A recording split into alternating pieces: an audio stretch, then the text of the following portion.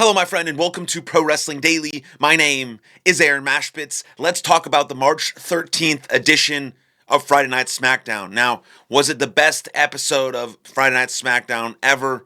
No. Was it the worst episode of Friday Night SmackDown ever? No. Was it great? Not really. Was it pretty unforgettable? Yes, outside of course the one moment where the show ended on Orton, that was the best moment of the night and the thing that people are going to remember about the show. But there was also 2 hours and 45 minutes of other shit that just was very mediocre. Like when a show is highlighted by Nia Jax and Jade Cargill and the Bella Twins, I'm sorry to say, but there's not much you can do with that level of talent. I mean, these women cannot do anything inside of the ring that is entertaining, special, memorable. It's just bad. I don't know what else to tell you. Like, Nia Jax has been featured in WWE for way too long. I do like Lash Legend. I think she has some potential, but I think getting her away from Nia Jax into a singles competition is what's best for her. The Bella Twins have literally never put on a good professional wrestling match ever. Don't know why they're being brought back into WWE, into the tag team division, when you can feature other women who are better.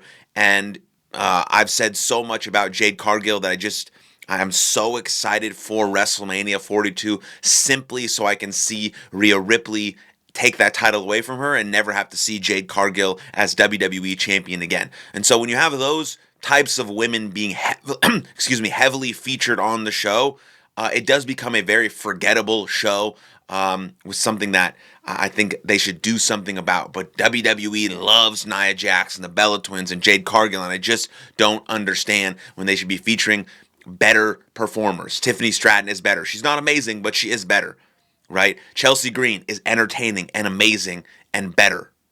I think Kiana James has a lot of potential, is amazing, and is better.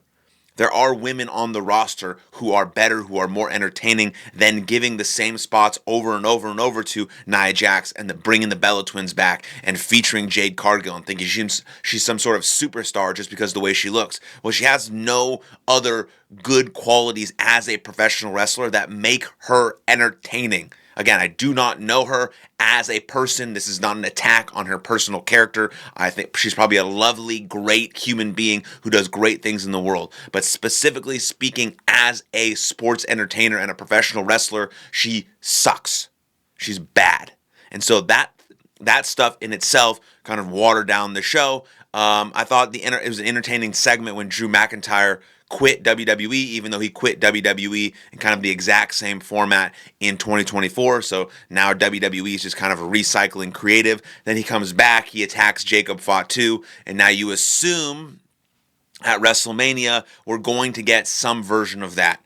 Jacob Fatu and Drew McIntyre at WrestleMania. You see Sami Zayn get a little bit more intense backstage with Cody Rhodes. You see him get a little more intense backstage with Trick Williams. What is Sami Zayn going to be doing at WrestleMania? Will we see a Sami Zayn versus Trick Williams match at WrestleMania? Most likely, I don't actually know. I was going to say most likely not, but I don't actually know. Because Drew McIntyre and Jacob Fatu look like they're headed for WrestleMania. Sami Zayn needs a big match at WrestleMania. Some people still think he's going to be champion. I don't know about that. Trick Williams needs a big match at WrestleMania because people think that he's really, really good. I think he's pretty good. I think he's pretty good on the mic. I think he needs more work in the ring, but I think he could be a superstar just in the way he carries himself and his charisma and things of that nature. So Sami Zayn and Trick Williams certainly do need a big match at WrestleMania. Or are you going to see Sami Zayn get involved in Cody Rhodes, Randy Orton at WrestleMania that kind of finally turns Sami Zayn into the bad guy that people think he is or should become? I don't know there. So that's interesting dynamic about Drew McIntyre, Jacob Fatu. They're certainly going to wrestle at WrestleMania, and I think it's going to be a stipulation match. I wouldn't mind like a Hell in a Cell, something kind of mean and vicious. Drew McIntyre is really good at those matches. Then I would actually have Jacob Fatu win that match.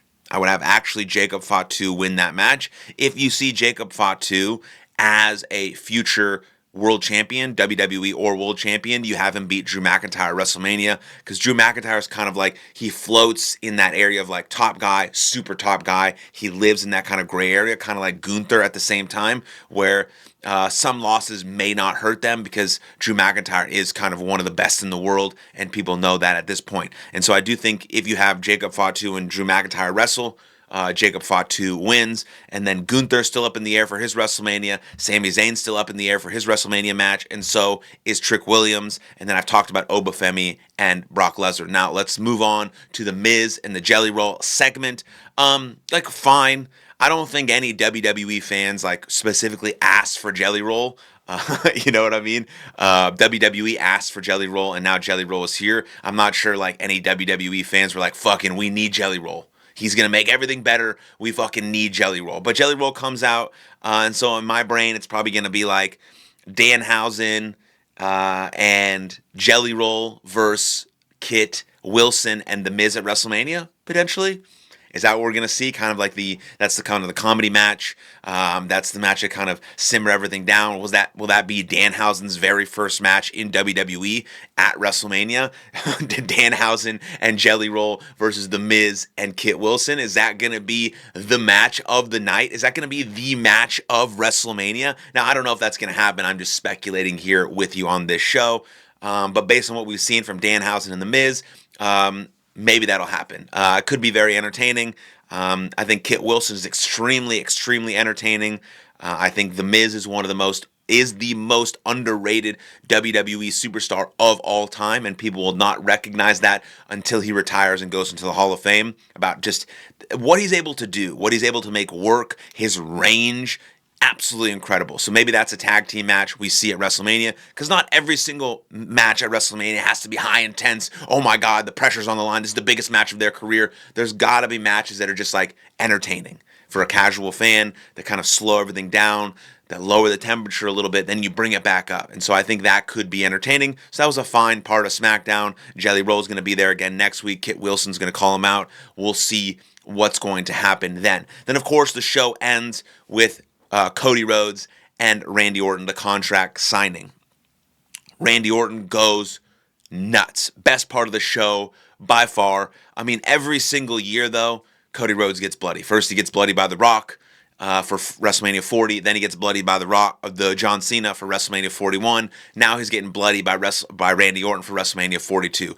Cody Rhodes loves to bleed, and he thinks it builds this, this energy, this hatred that now Randy Orton potentially has towards Cody Rhodes. Now, I think Cody Rhodes bleeding is a good choice. I love the fact that Randy Orton went nuclear here and just started beating the shit out of him. The chair shot in between the steps, that was fucking sweet. Pushing all this and pushing Jelly Roll and making him bleed and just walking away, wiping the blood off of him. I love that shit. And what's most hilarious is that the internet wrestling community now claims that Randy Orton didn't even turn heel. There wasn't even a heel turn, because everyone hates Cody Rhodes so much on the internet that it was just like Randy Orton doing them all a favor. Now, of course, that was Randy Orton's heel turn, and he's just going to get more and more and more and more and more aggressive as we get closer and closer to WrestleMania 42. We might even see a punt, so that maybe Cody Rhodes is walking into WrestleMania like a little loopy, not at his best. I would love to see Randy Orton win his 15th world title at WrestleMania 42. That would be fucking sweet to end night one Randy Orton champion. But I love the fact that we're getting a vicious Viper Randy Orton. Now, as the story continues between Randy Orton and Cody Rhodes, I'd love for the words to be elevated as what's the reasoning why? Is their legacy together, their history together? What's the meaning behind Randy Orton getting so vicious with Cody Rhodes? And how will Cody Rhodes respond to the new attitude of Randy Orton? And will there be some other involvement from Sami Zayn throughout this feud? And so people also assume that when they get to Vegas, Randy Orton's going to get cheered. I don't know about that. People still really do believe that Cody Rhodes is the top babyface. He is the guy in WWE. And it might be a mixed reaction at WrestleMania, good and bad, for kind of both guys, because Randy Orton is so well loved and well respected, even though he's beating the shit out of the top babyface in the company. But that was the best segment of the night by far, and actually gives now some substance and some juice to this feud of Randy Orton and Cody Rhodes, which I think has a lot of legs and could really be built into a very intense and great story heading into WrestleMania 42. But I'd love to know what you think in the comments down below. Then like this video, subscribe to the channel, and I'll see you guys next time. Lots of love. Cheers.